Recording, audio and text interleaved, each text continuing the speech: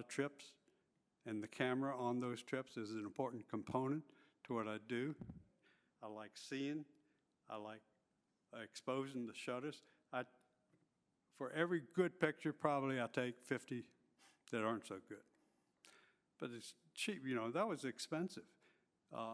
When we went to Africa, I think we remembered we must have taken 100 rolls of film. 100 rolls of film is a lot of money. Getting them developed was even more money. And if they were color, they had to be printed by a professional, and that's a lot of money. Now, I can take 100 images of something inconsequential and just throw it away. It doesn't make a difference. And the other thing about my photography is that it's about me. I take pictures for myself. If I like it, if I feel something about those pictures, I'll save it and work on it, make it better. If I don't feel something about it, I'll never see it again, nor will you.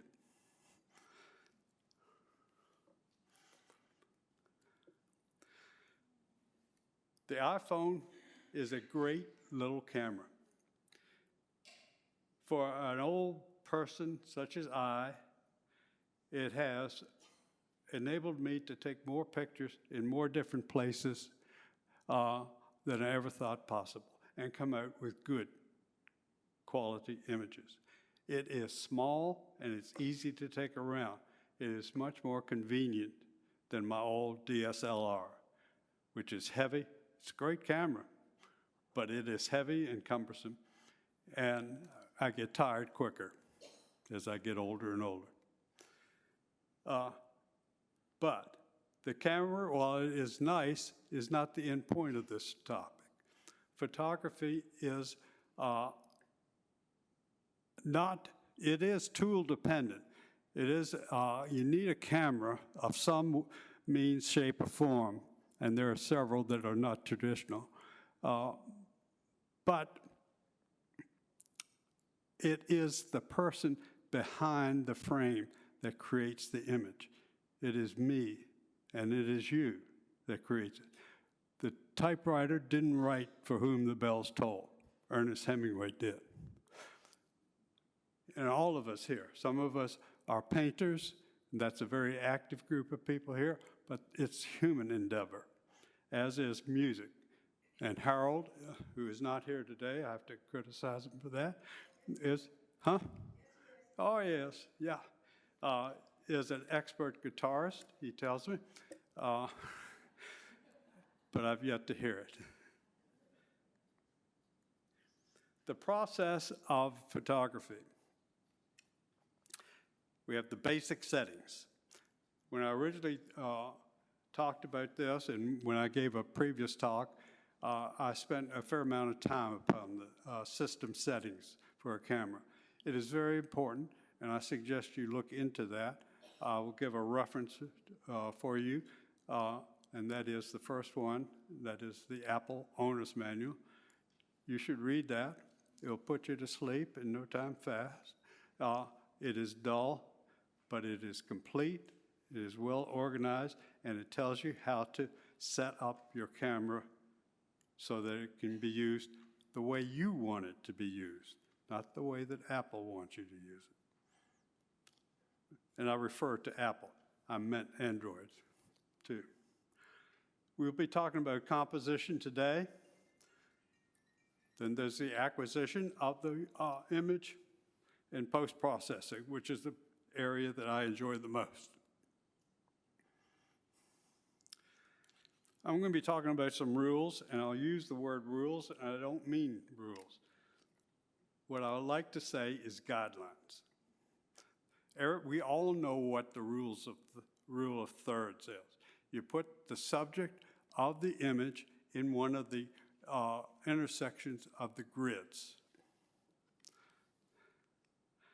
such as here. This is a screenshot of my apple, which is not green or whatever that color is, but on the 4 intersections.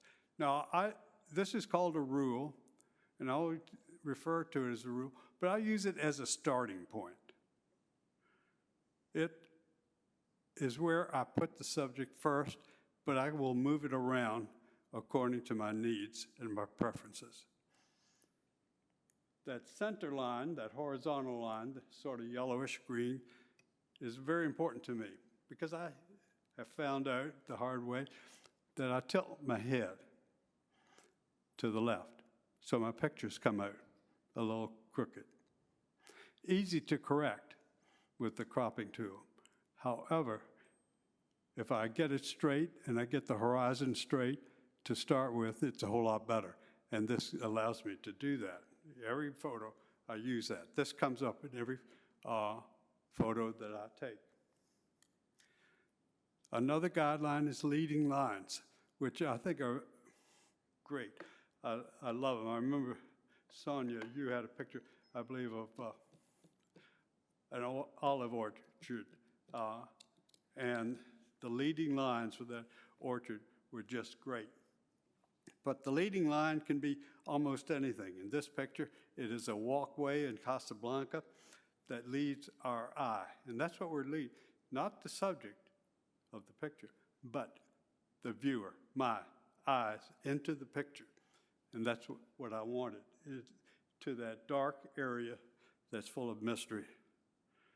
It looks like someplace I shouldn't be in the first place. Two more examples of leading lines. This is a trail on the south side of the James River. And it leads to that couple walking down the trail. The other nice thing about this picture is the overhanging tree. It forms sort of a portico for this. It, again, helps in focusing the viewer's eye to the subject. And the subject generally, virtually always, is a human, if the human is in there.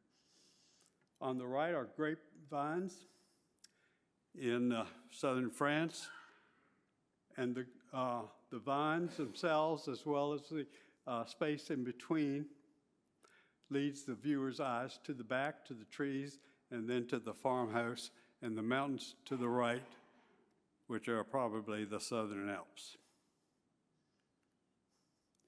Fill in the frame is another way to do it. I've got a couple pictures for you, Betty, that I fill the frame with. And this is a picture of an artisan in Fez in Morocco, and he is banging out a pattern on a bronze disc using a chisel and a hammer. The hammer shows motion, which is always nice. But the thing I want to emphasize is that with you filling the frame, there is no question that the viewer will not miss the subject of the picture. Filling the frame is essential in food photography and flower photography. Foreground interest. In this picture, I chose to have the flowers, really not flowers, the bushes in focus at the lower third of the picture, leading, again, the eye into it, into the Sahara Desert and to the sky beyond. It helps to have the camels and a little camel train there midway in.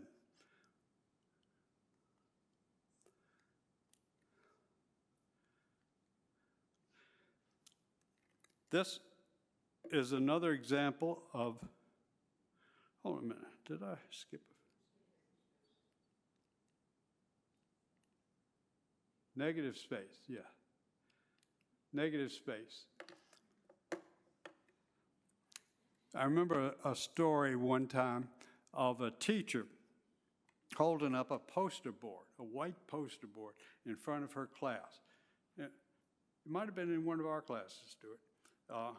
With a black dot on it. And she would ask every student what they saw. They saw the black dot. That's what that's what you're supposed to say.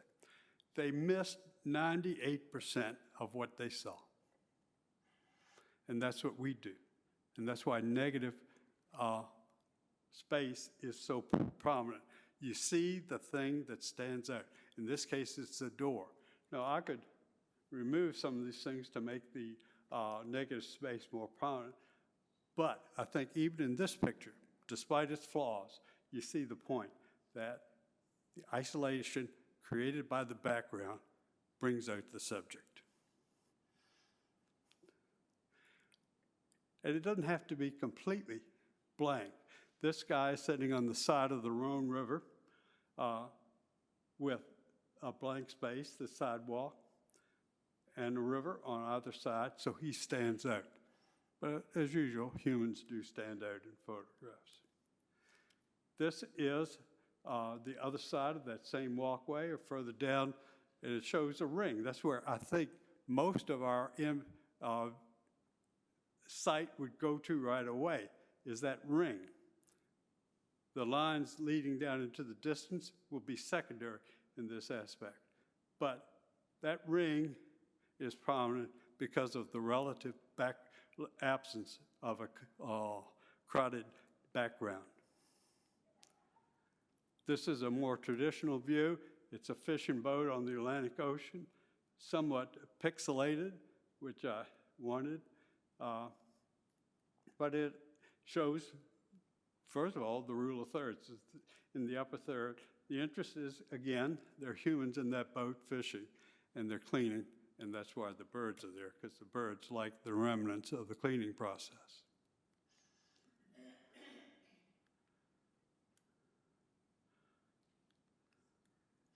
Framing within the frame is something that I use a lot. We were walking through Casablanca with the intent of visiting this mosque. It is the Hussein II Mosque. It's one of the largest in the world.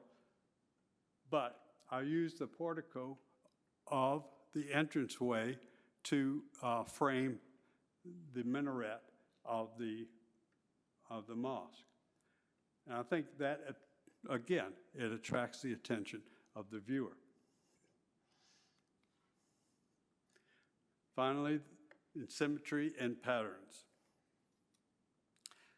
I think the best place to find examples of symmetry and patterns are in places of worship, whether they're churches, mosques, or whatever. The pews just lead the people in the same way on either side. It leads up to an altar, and then the stained glass windows behind. It's peaceful and serene, and I think that's why the architects use it. The church is supposed to be an area of peace. This is the inside of the Hussein II Mosque, and it also is that way. Even if this were an exact reproduction of the image, you would not be able to see the people within this mosque. They are standing around, talking quietly. Some are sitting. None are really in the center, as you can see, but they, like their mosques themselves, are quiet and peaceful.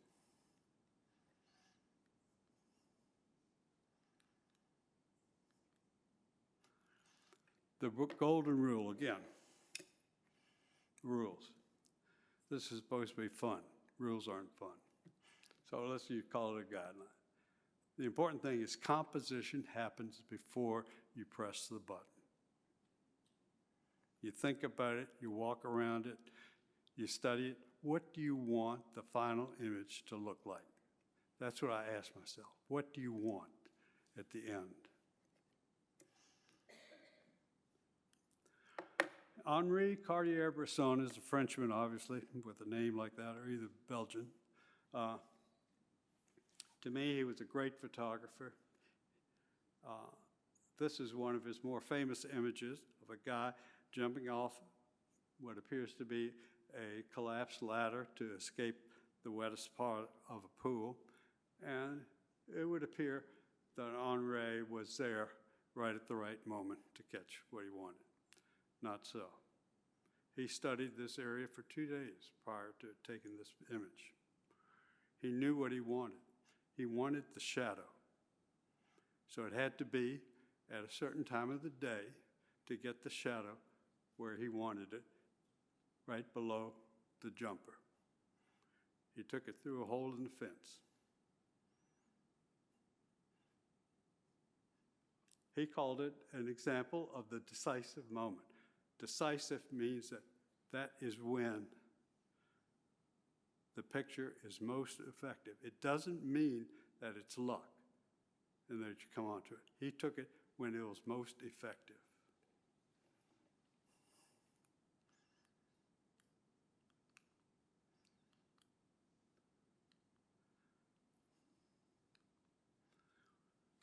We have, like I said, a lot of good photographers in this group. Jim Streve sent me this picture, which I appreciate very much. He obviously was walking around the area, and he, like I, take pictures. It's one of the reasons I don't exercise outside, because I'll stop and take pictures, and this doesn't lead to good exercise. But in the back of our beautiful grounds, he took this, and he was playing with the camera, with the panoramic mode, which I like to do as well. I used this as I was walking at the beach house a couple weeks ago in the morning with the sun behind me to get that shadow pointing down the beach and show the wide expanse. This was of sand and beach. This was early in the morning and at low tide.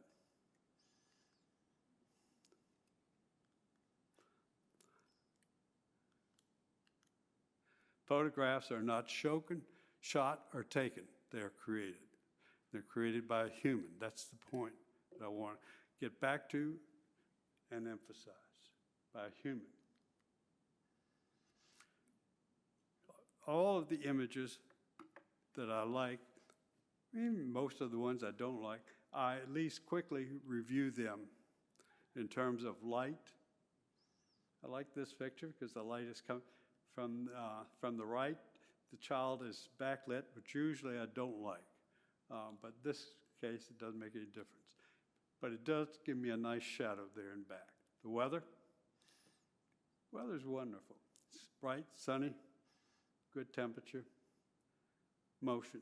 The child is sitting there, right? Not moving. That's wrong. That child just moved, twisted around to look at something that is up. That's not a comfortable position for the child. The composition could be better. I wish the child were a little bit to the right, a little bit further to the right, and I wish I would have gotten the left foot completely in the picture. That's not something I can create with post-processing. Can't create feet. The subject is always good. Children are beautiful subjects. There's a story here and a mystery, as in most pictures. What is the kid looking at? Color is nice. Development's okay. Any guesses as to what they're looking at? Well,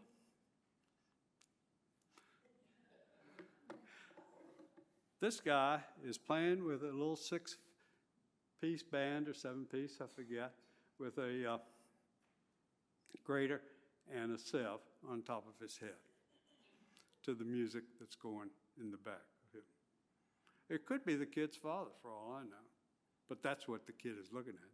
This crazy guy playing a grating machine on top of a sieve. More conventional guys back. That could also almost be Matthew, couldn't it, with the saxophone there?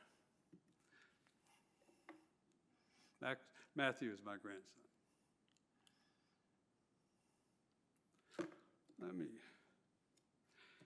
In any case, people think far too much about techniques and not enough about seeing. Again, Henry Carter Pursuit. What do you see? As with every lecture that you don't want to remember, you get an assignment. However, this is a voluntary assignment. But if you send an image to me at my email address of a picture from Cedarfield, either inside or outside on the grounds of Cedarfield. And I hope I can recruit some other members of the photo club to review it in terms of composition and send you feedback on that. I like doing that, and if you would like to send me a picture, I'll be very happy to return our comments to you.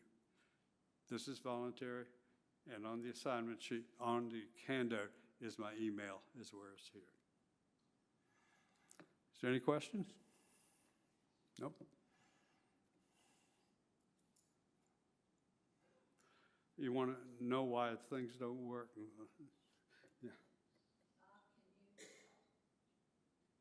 tell us more about editing a photo? Sure.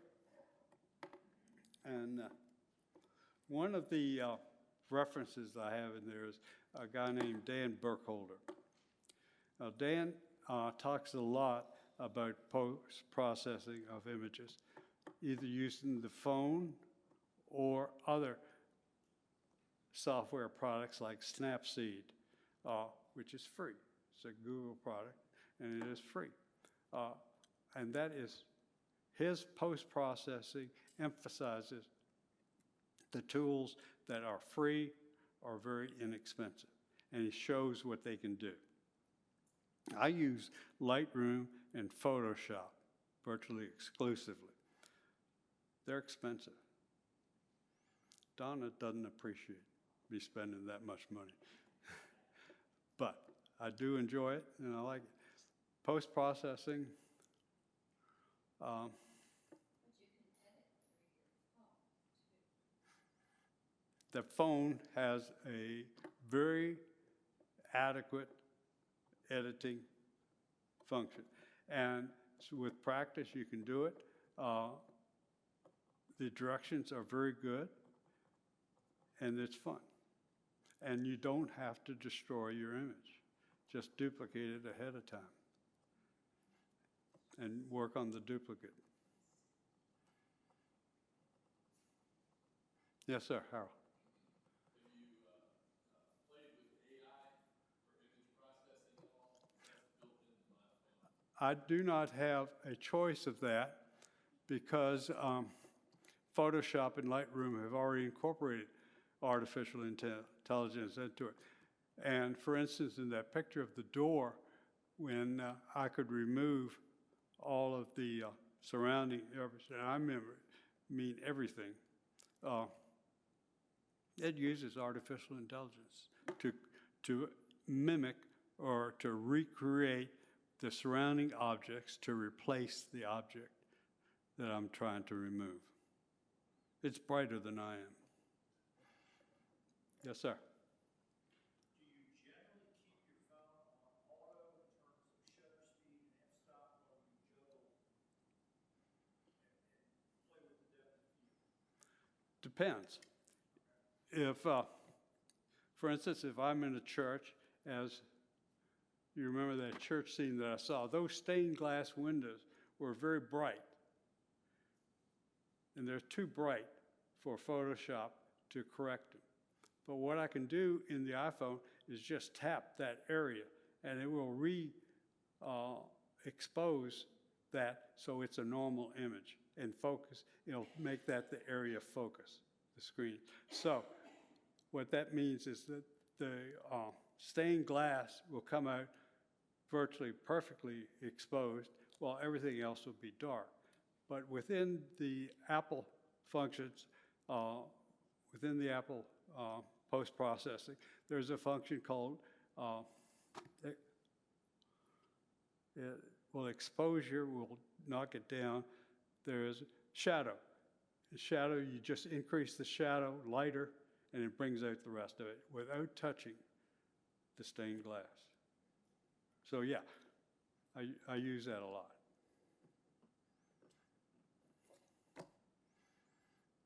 Okay? Oh. You seem to be the best photographer I've ever seen. I appreciate that. You had one picture there of them rocking with the showed the motion. How did you get it to the point where the rest of him was still and the hammer showed The reason that showed the motion was that he was doing that very quickly, and he was sitting very still. So I did nothing in particular. Yes? Can you tell us why you put the other two names on your handout? Sure. Dan Burkholder was the top one, I believe. David DeShaman is a guy, he has a very nice video on his website. We had it in Photo Club one time. And he talks about the emotions of photographs.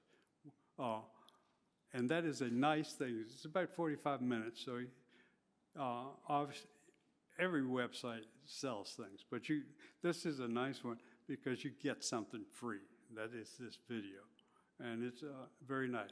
David DeShaman emphasized the emotions of photography, and that's what I've come to appreciate so much.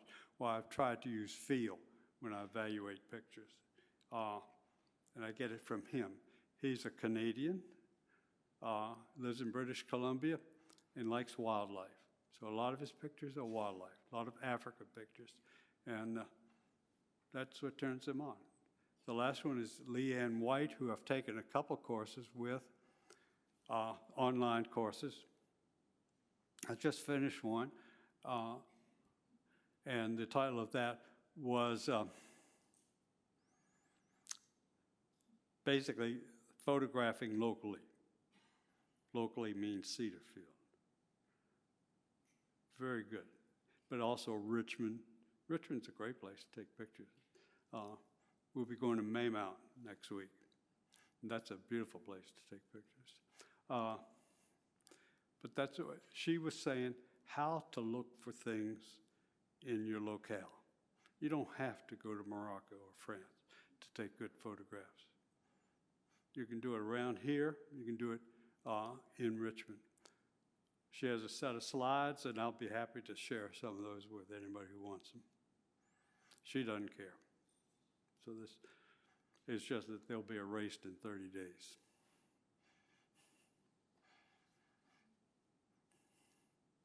Anything else?